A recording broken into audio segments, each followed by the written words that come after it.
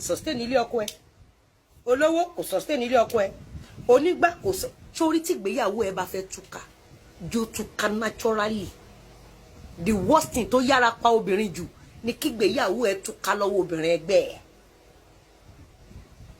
Mo sì sọ fún yín bí báyìí ní 2-3 weeks ago, mo ní men don't kill women, women kill women. Mo sì ń bọ̀ wá yàn nànú ẹ̀ ṣẹ́rí tí fóònù ibà tún ti kú ẹjọ́ ẹ̀mí mébí ìrọ̀lẹ́ alẹ́. Ìyàn aládùúgbò àbí kí náà ń pè ẹ́ farabalẹ̀, ìwọ ló design ayé ẹ bẹ́ẹ̀. Àwọn ọkùnrin kan wà téèyàn ò gbọdọ̀ fẹ́ láyé.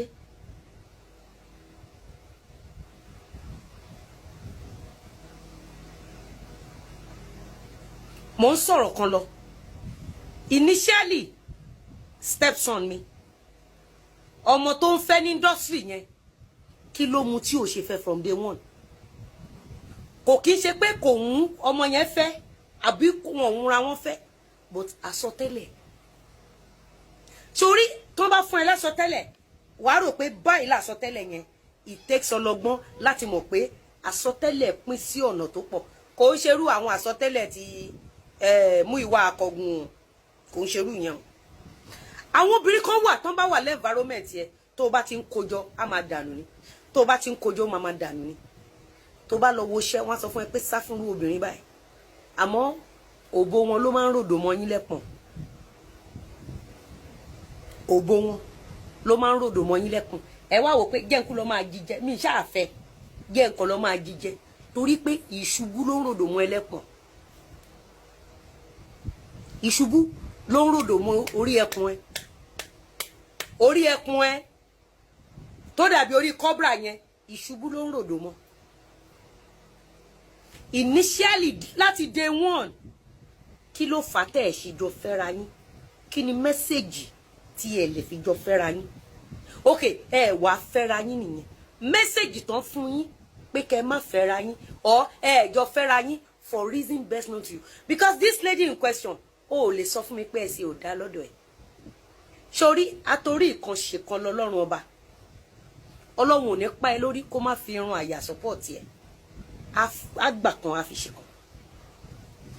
Kò sẹ́ni tó máa sọ fún mi pé eléyìí ẹsẹ̀ ò dá, ẹsẹ̀ ẹ̀ dá. Ṣé bá sì kú ẹ̀ ní commissioner bí politics wọlé dé, ẹsẹ̀ ẹ̀ dá.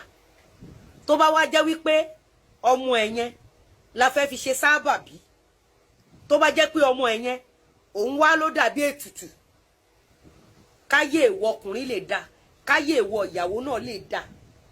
Ọlọ́run ò ní ṣe oore fún wa kó má fi àyè ọpẹ́ sílẹ̀. Ṣùgbọ́n igi wọ́rọ́kọ̀ yìí ń kọ́. Igi wọ́rọ́kọ̀ yìí, obìnrin àjèjì tó ń lọ tó ń bọ̀, obìnrin àjèjì tó ń lọ tó ń bọ̀ yìí, ẹ̀ẹ̀mélòó lóbìnrin àjèjì yìí máa gbọ̀n nǹkan dànù lọ́wọ́ ẹ̀. Ẹ̀ẹ̀mélòó lóbìnrin àjèjì yìí, ìkíní pẹ́bẹ, ìkejì pẹ́bẹ, ìkẹta pẹ́bẹ, ìkẹrin pẹ́bẹ. Tó o bá ti ń tòjọ tó ń là níbẹ̀, obìnrin àjèjì yá tún wọlé. Kò kí ń ṣe stepson wa yìí nìkan ló ń ṣẹlẹ̀ sí o, ó ń ṣẹlẹ̀ sí ẹ̀yin ọ̀pọ̀lọpọ̀ ọkùnrin oníjẹkújẹ, ẹ̀yin onídòkúdò, ẹ̀yin tó jẹ́ pé òbò tán fi gégùn fún yín ló máa ń ròdò. Kò yé, ó fẹ́ kó work, àmọ́ kò ní work. Kò ní work torí sórí ẹni tó ń deal pẹ̀lú gbogbo yín, ó ti gẹ́ẹ̀tì ọkọ, ó ti gẹ́ẹ̀tì ìyàwó. Èyí tí ó dẹ̀ jọ́ṣàká tí ò jóṣoko, ó ti gẹ́ẹ̀tì yẹn náà, ó ti gẹ́ẹ̀tì ẹ̀yin mẹ́tẹ̀ẹ̀ta. Ó ti gẹ́ẹ̀tì ẹ̀yin mẹ́tẹ̀ẹ̀ta. Ó ti gẹ́ẹ̀tì ẹ̀yin mẹ́tẹ̀ẹ̀ta. Àti rí oníyán, àti bàbá oníyán,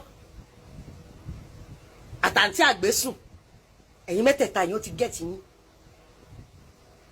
Wàá rí pé ó wà too timing. Ìdí tó ṣe tí Ìyábọ̀ ṣe sá kúrò Nàìjíríà lọ́wọ́lọ́wọ́ báyìí kò yé Ìyábọ̀. Ibo ló sá lọ, jẹ́wọ́ fún mi ní sọ fún anybody. Wọ́n rò pé iPhone máa ra story yẹn, kò lè ra. Àwa la fúra, kò lè ra. O introduce èèyàn sí mi tí ò bá sí pé wèrè ni wo obìnrin.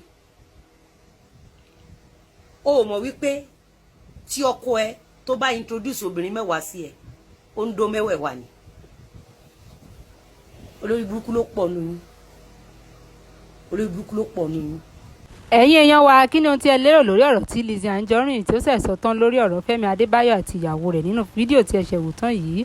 ọ̀rọ̀ yìí ó mà ti wá kọjá bí a ṣe lérò báyìí. Ta ni ẹ rò wípé Lizzy Anjorin bá sọ̀rọ̀ nínú fídíò yìí látàrí ẹni tí ó sọ pé ó wà ní Yorùbá movie industry? ẹni tí ẹ bá lérò kó bá sọ̀rọ̀ ẹ pàdé wa ní comment section tó bá rí bákan náà kí a lè sọ̀rọ̀ nípa rẹ̀. Ó dàbọ̀. ìtọ́ ìlèmi ò ṣe lọ́rẹ̀ẹ́ olórí burúkú ló pọ̀ nù yín tí ọkọ ẹ bá introduce obìnrin mẹ́wàá sí ẹ ó ń dó mẹ́wẹ̀ẹ̀wá. ìsídà kó ti tẹ okó wọnú òbú ẹ ọkọ fẹ́ kó súnmọ́ ẹ kó ṣẹ̀ṣẹ̀ wá tẹ okó bọnú òbú ẹ bó tí ọkọ lé ẹ tó bá ti introduce obìnrin mẹ́wàá sí ẹ ó ń dó mẹ́wẹ̀ẹ̀wá ni.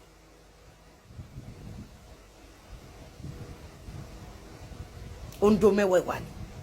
ẹlẹ́ẹ̀kejì ni pé ẹni obìnrin tí ọkọ lé ẹ bá introduce sí ẹ they are not your friend, they will never be your friend, they can never ever be your friend. Instead